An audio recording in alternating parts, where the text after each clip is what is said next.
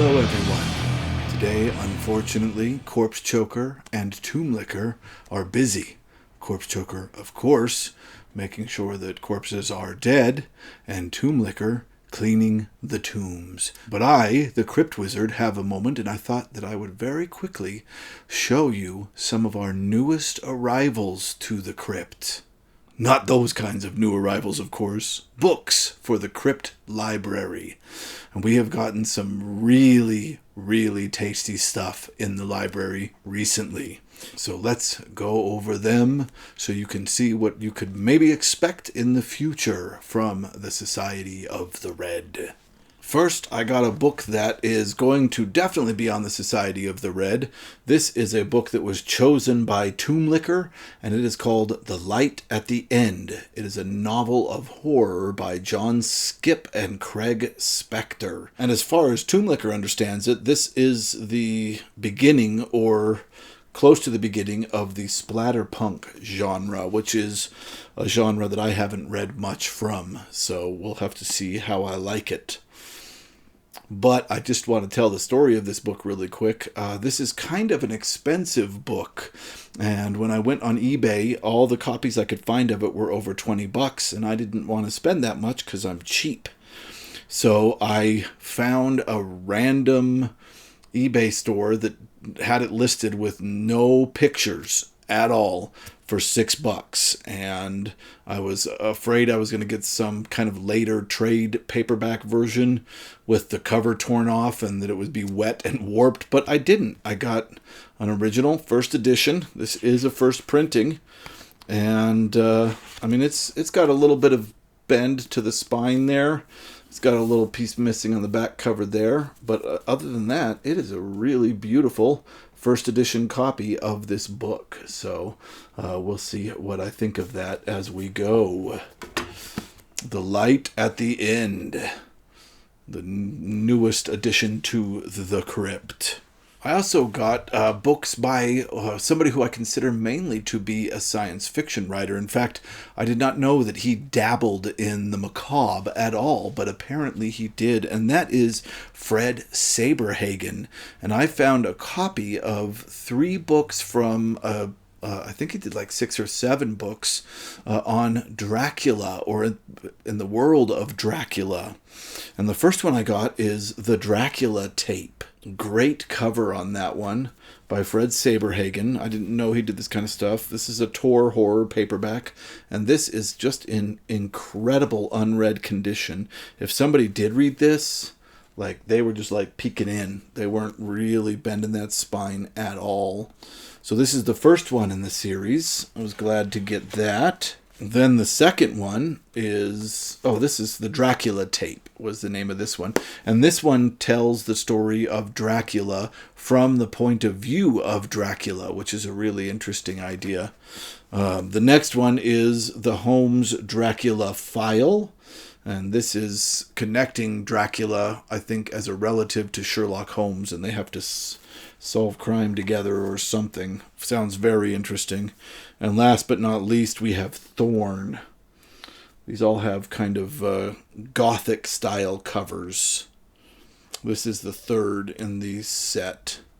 So yeah, I got the first 3 of those books. Really incredible condition.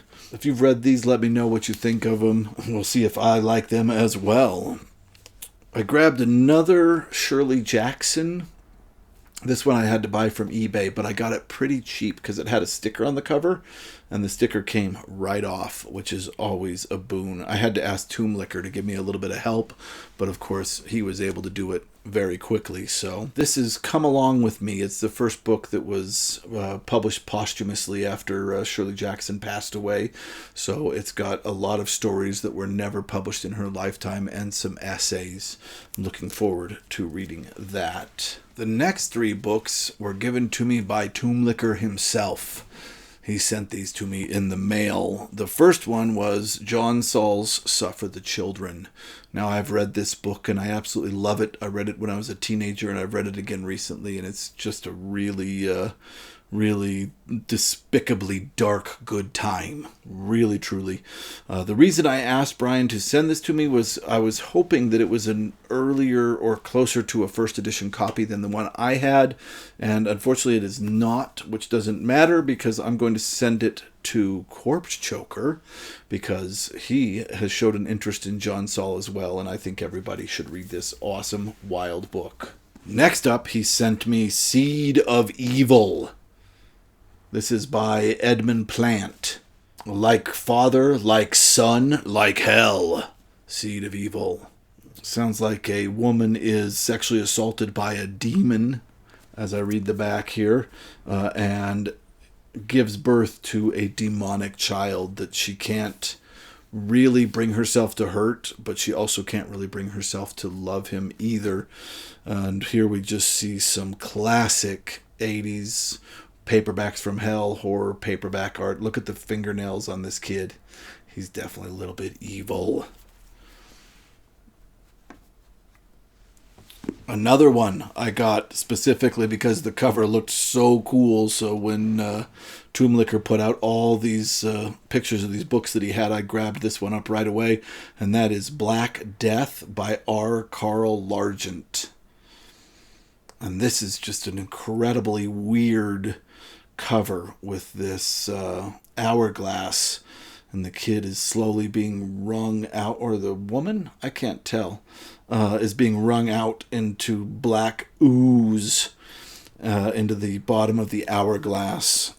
Apparently this is about some kind of plague. You know we love a good plague. And just today I went down to my local thrift store and I found the Best Horror Stories, Volume 2. They did not have Volume 1. I wish they did. But these are specifically from the Magazine of Fantasy and Science Fiction.